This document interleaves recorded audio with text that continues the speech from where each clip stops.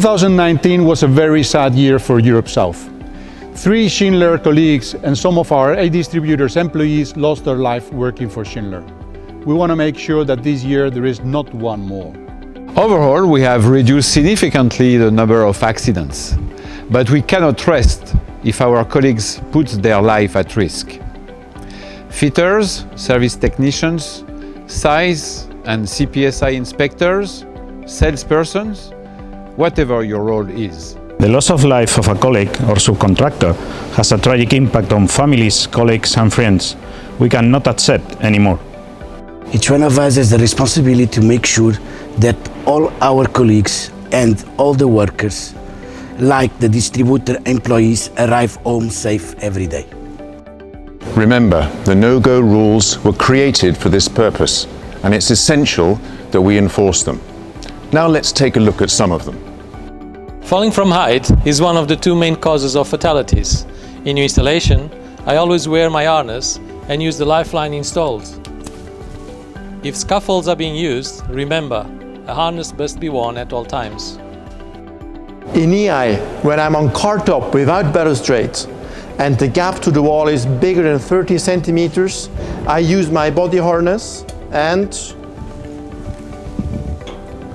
I attach it to a solid anchor point. I always make sure landing barriers are solid, have 2 boards and a full 8 mesh is installed to prevent falling objects. Car top and pit access is the second main cause of fatal accidents. I always test the inspection and stop switch before using them. I'm always in full control of the car's movement. When opening the door, I always respect the 15 centimeter rules every time.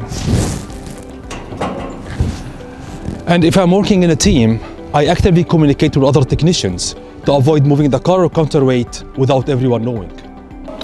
Before I start working, I always lock out and tag out the unit. It's important to use the right adapter. And remember, if someone else is working on the unit, each person has to use its own lock and its own name tag.